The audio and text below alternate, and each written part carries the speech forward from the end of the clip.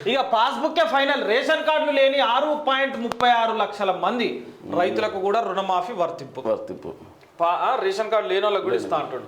చూసినా నిన్న ration card ఎంత జలకైంది. అవును. గురువారం సాయంత్రం 4 గంటలకు 1 లక్ష వరకు మాఫీ నిధులు ఖాతాల్లోకి. రేషన్ కార్డుతో సంబంధం లేకుండా ఆరోగ్యశ్రీ వర్తింపు. ఆరోగ్యశ్రీ వస్తుందంట. మరి వర్తింపు చేస్తుండ్రు. రేషన్ కార్డు ఉన్నా లేకపోయినా ఫస్ట్ కాల్స్ అంటూనే ఉన్నారు. అయితలేదు. ఇక జిల్లాకు ఫ్లాగ్షిప్ ప్రోగ్రామ్ ను కలెక్టర్లు రూపొందించాలి. ఆగస్టు 15లోగా ధరణి పెండింగ్ దరఖాస్తుల పరిష్కారం. ఆర్ఎంపీ పిఎంపీలకు శిక్షణ సర్టిఫికేటేషన్ పై అధ్యయనం. డ్రగ్స్ కేసుల కోసం చెర్లపల్లి జైలులో డి అడిక్షన్ సెంటరు. పోడు పట్టా భూముల్లో పండ్ల మొక్కలు నాటాలి. అడవుల్లో ఖాళీ భూములను గుర్తింపునకు ఏరియల్ సర్వే.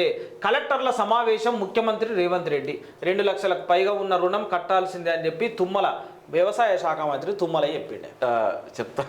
హైదరాబాద్ లో హత్యలేంది. నగర సిపి కొత్తకోటకు సీఎం రేవంత్ తలంటు. హోమ్ మినిస్టర్ పడితే ఏం కాదు, ఆయన తలంటు లేడు. ఇక పాస్ పుస్తకం మీద ఉన్నటువంటి రుణం ఉన్న పాస్ పుస్తకంపై ఉన్న రుణము ఉన్న ప్రతి కుటుంబానికి 2 లక్షల రుణమాఫీ వర్తిస్తుందని ముఖ్యమంత్రి రేవంత్ రెడ్డి స్పష్టం చేశారు. అయితే సచివాలయంలో మంగళవారం నిర్వహించిన కలెక్టర్లు ఎస్పీల సదస్సులో సీఎం మాట్లాడుతూ కేవలం కుటుంబ నిర్ధారణకే రేషన్ కార్డును వాడుతున్నామని తెలిపారు. రాష్ట్రంలో 90 లక్షల రేషన్ కార్డులు ఉండగా రుణాలు ఇప్పటికీ రైతుల ఖాతాల సంఖ్య 70 లక్షలేనని వెల్లడించారు. రేషన్ కార్డులు లేని 6.36 కోట్ల 36 లక్షలు.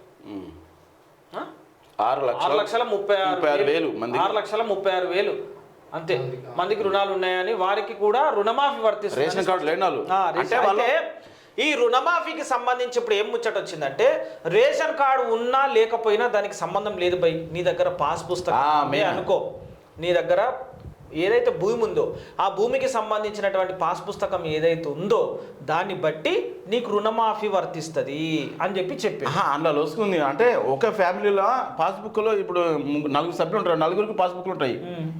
4 రావు, ఒకరికి వస్తుంది. మరి ఎట్లా కుటుంబం మొత్తం అందరికి ఇవ్వరు, కుటుంబమే కదా. ఇప్పుడు పాస్ పుస్తకం ఉన్న వాళ్ళు అందరికి రుణమాఫీ. మరి ఇప్పుడు అట్లా కాకపోతే నేను ఏమన్నా, నువ్వు చెప్పింది ఓకే, అట్లా కాలేదే అనుకో. ఇప్పుడు నువ్వు నేను ఉన్నాం, వాళ్ళ ఇద్దరు అన్నదమ్ములు. నాయన నీకు పంపించిండు, నాకు ఇచ్చిండు, ఇద్దరం పాస్ పుస్తకం మనం చేసుకున్నాం. నీ కుటుంబం వేరు, నా కుటుంబం వేరు. ఇప్పుడు నాకు ఇవ్వకపోతే బాగా ఇస్తారు. నీకు ఇద్దరికి ఇస్తారు, నాయనకు ఇస్తారు. ఉమ్మడి ఉండాలి ఇవ్వరా. నా కుటుంబంలో ఇప్పుడు నేనున్నా, మా భార్య ఉంది, మా పిల్లలు 2 ఉన్నారు. అదే అంటున్నా, అందరికి పాస్బుక్లు ఉన్నాయి. నా పెళ్లి కాలే, నాయన మంచి అయిపోయింది, నాయనకి ఇస్తారు. నీకు రాదు. ఇది ఎక్కడ 100% రాదు. పాస్బుక్ ఎంతమందికి ఉండొచ్చు? 4గురికి ఉండొచ్చు. ఇప్పుడు నా పేరు మీద, నా భార్య పేరు మీద, తమ్మని పేరు మీద నాకు చూడాలి. ఏమైతే చూడాలి అబ్బా, అందుకే లింక్ పెట్టేది. అదేమైతే చూడాలి. లింక్ పెట్టి